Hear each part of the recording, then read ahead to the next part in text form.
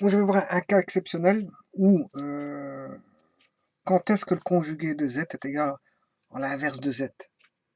Bon, je vais essayer de tenter deux démonstrations. La première, c'est en partant de, on sait bien que 1 sur z, ben, si je multiplie par z et par z bar et z bar, oui, ici c'est z bar, hein. Si je commence à mal écrire, on ne verra rien.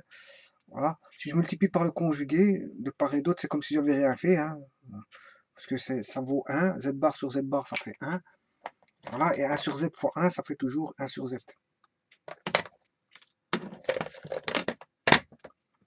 Donc ici, quelque part, ce qui fera z bar sur z fois z bar. Mais si je fais z fois z bar, ben, ça, d'après les propriétés qu'on a vues, c'est le module de z bar au carré. Voilà.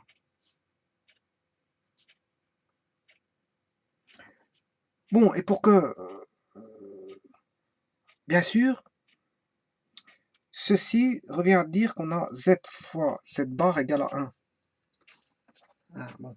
Donc si je multiplie z fois z bar, hein, je fais le produit des moyens est égal au produit des extrêmes, une fois le module de z carré, z fois z bar, voilà, si je multiplie, je remets ça ici, celui-là, là, et ça donne z fois z bar égale 1.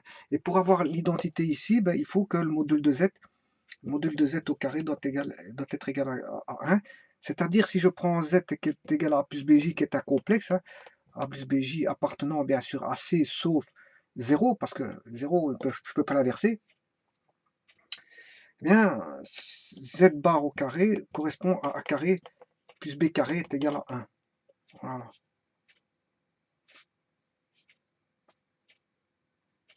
Bon, dire que le module au carré vaut 1, c'est dire que le module de z vaut 1, et en d'autres termes, le module de z bar égale 1.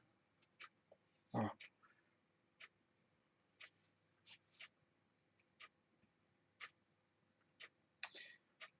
Voilà. Pourquoi?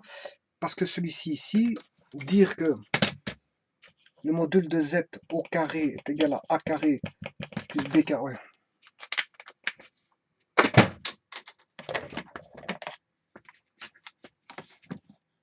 Le marqueur, il vaut presque plus bien.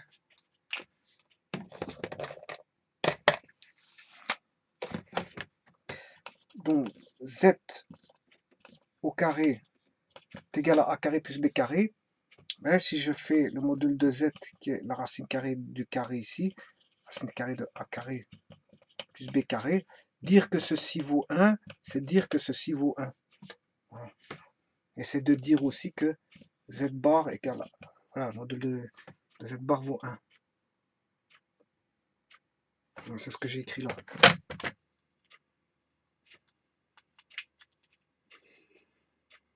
Voilà, mais dire que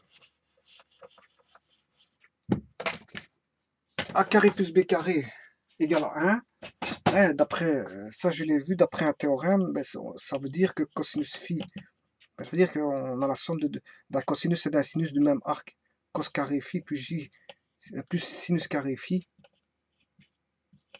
égale 1, ça veut dire que a vaut cosinus phi et b vaut sinus phi.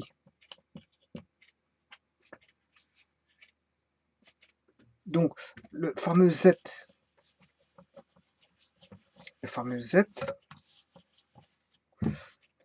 s'écrira a plus bj est égal à 1, comme le module vaut 1, une fois, c'est le module de z fois 6 phi. C'est-à-dire, comme le module de z, je l'ai démontré, qui valait 1 d'après ceci, donc j'ai 1, 6 phi. Voilà.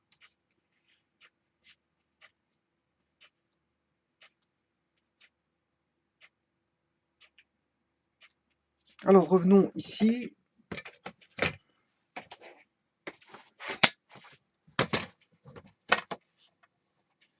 Alors, 1 sur z, qu'est-ce que c'est 1 sur z? Ben, je peux écrire que 1 sur z, c'est z bar sur le module de z au carré. C'est ce que j'ai fait tout à l'heure. Et d'ailleurs, il est là, z bar sur z carré.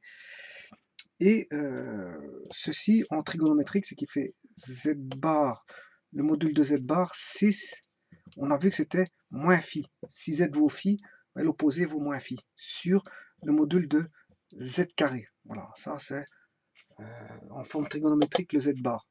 Bon, mais le module de z, il vaut 1. Le module de z bar carré, de z au carré, il vaut 1. Donc tout ceci fait 1. Voilà. Ça veut dire que 1 sur z, il vaut 6 moins phi. Voilà, 6 moins phi. Mais que z, voilà, que vous... Donc ici, je vais écrire maintenant 1 sur z. 1 sur z, c'est 1 sur 6 phi. Voilà, le module de z vaut 1. Et lui, il a un angle phi. C'est le conjugué qui a un angle moins phi. Voilà, c'est égal à ceci. Bon, donc ce qui veut dire que 1 est égal à 6 moins phi fois 6 phi. Bon, celui-ci remonte ici. Voilà. Ce qui veut dire que si j'additionne les deux, phi moins phi, voilà, phi moins phi, voilà ce qui fait 1 doit être égal à 6, 0. Effectivement, c'est vrai. Voilà. Donc,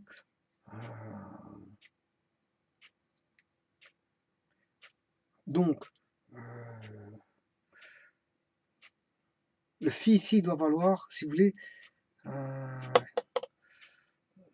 cet angle phi doit valoir 1 sur z. Voilà. Ce qui veut dire que z fois z bar doit valoir... Que doit valoir z fois z bar? Z fois z bar doit valoir 1, 6, 0 si vous voulez. Voilà, là, on n'a qu'une partie réelle, on n'a pas de partie imaginaire. Donc si z fois z bar est égal à 1, ça veut dire que le module de z est égal à 1, le module de z bar est égal à 1. Non.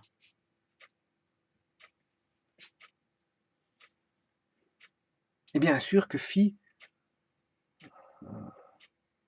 le produit, non, si z vaut phi, z bar vaut moins phi. Voilà. Et que phi moins phi, ça fait 0 à 2 capis près, bien sûr, et que leur module vaut 1. Voilà. Donc la condition pour qu'on ait ceci, il faut que le module de z soit égal à 1, ou que le module, si vous voulez, de z bar, enfin du conjugué, soit égal à 1. Une fois qu'on a les modules qui sont égaux à 1, par identification, on sait le voir tout de suite, si les modules sont égaux à 1, le produit des modules fait 1. Ouais. Si le produit des modules fait 1,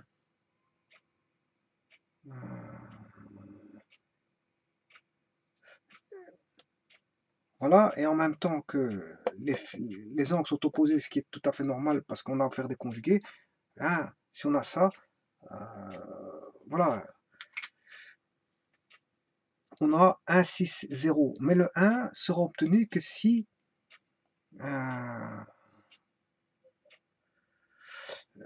un complexe et son conjugué ont même module.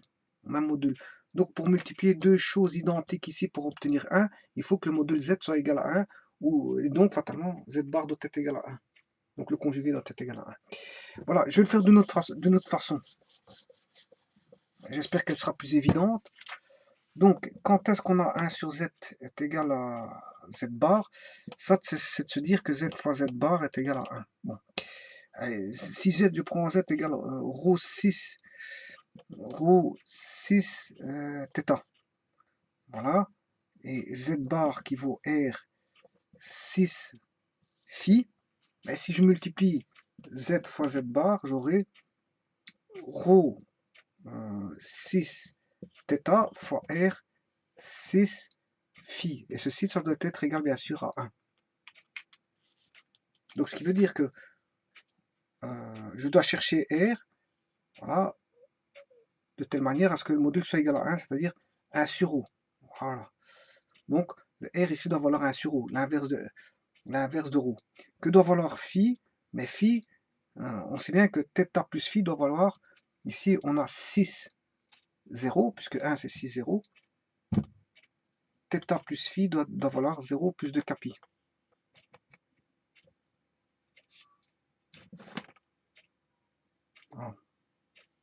Donc ici, je peux trouver le phi, il vaut moins θ. Donc,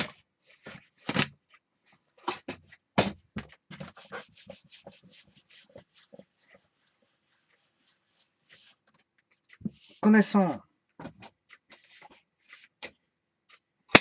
si z est connu, qui vaut ρ 6 θ, voilà, mais le conjugué vaudra 1 sur ρ, voilà, fois 6, et le θ, je le fais passer de l'autre côté. Si θ égale phi, θ plus phi vaut 0. Si θ plus phi vaut 0, je suis en multiplication. Hein. Si θ plus phi vaut 0, ça veut dire que θ égale moins phi plus de capi. Θ égale moins phi plus de capi. Effectivement, il vaut moins phi parce que c'est le conjugué. Comme je l'ai dit tout à l'heure, c'est le conjugué. Donc ici, on aura 6, si vous voulez, moins θ, puisqu'ils sont conjugués. Je viens de le démontrer qu'ils sont conjugués. Bon, maintenant, ceci doit valoir 1, 6, 0. 6, 0. Et là, effectivement, on a θ moins θ, ça fait 0, à 2 capi près. À 2 capi près. Bon, maintenant, il faut étudier le module. Bon, on sait bien que ρ fois 1 sur ρ doit être égal à 1. Ouais, ça, d'office. Mais c'est pas valable pour n'importe quel ρ. N'importe quel ρ ne va pas faire en sorte qu'on a z bar égale 1. Voilà. Et donc, fatalement, que 1 sur z est égal à z bar, ou que z bar est égal à 1 sur, ou que z est égal à 1 sur z bar. Voilà. Quelle est la condition pour avoir ça? C'est pas pour n'importe quelle condition.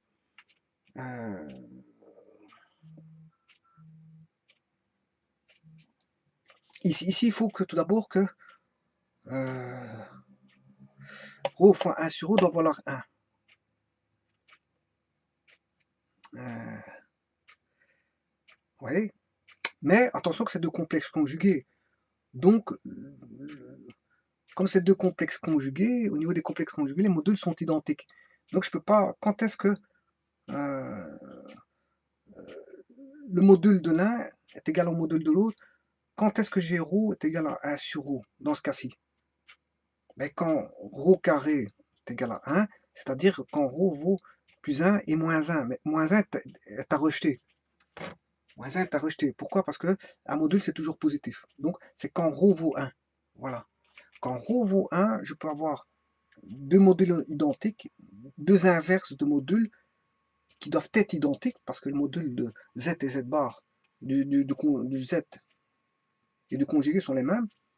Voilà. Donc, quand est-ce qu'on a la condition là? Ben, c'est quand ρ et 1 sur ρ valent 1. Et 1 fois 1 fait bien 1. 1 fois 1 fait bien 1. Donc, en d'autres termes, c'est comme si j'avais ceci.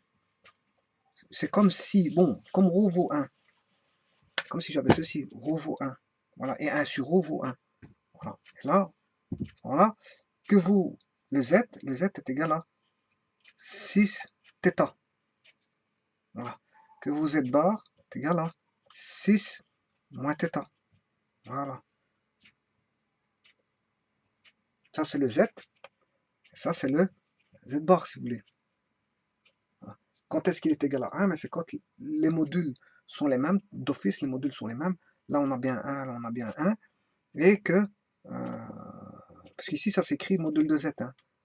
Voilà. Et là, module de z bar. Or, si les modules sont égaux, module de z égale module de z bar, et là, on a d'office, comme je l'ai expliqué, ρ égale 1, 1, 1. Voilà. Voilà. Et en faisant ceci, z fois z bar, ben, j'ai 1, 6 θ fois 1, 6 moins θ. Voilà. Donc 1 fois 1, ça fait 1 en module. Le produit des modules fait 1. Mais que 6 θ moins θ, ce qui fait 0. On a bien 1, 6, 0. On a bien ceci. Voilà. Donc, en d'autres termes,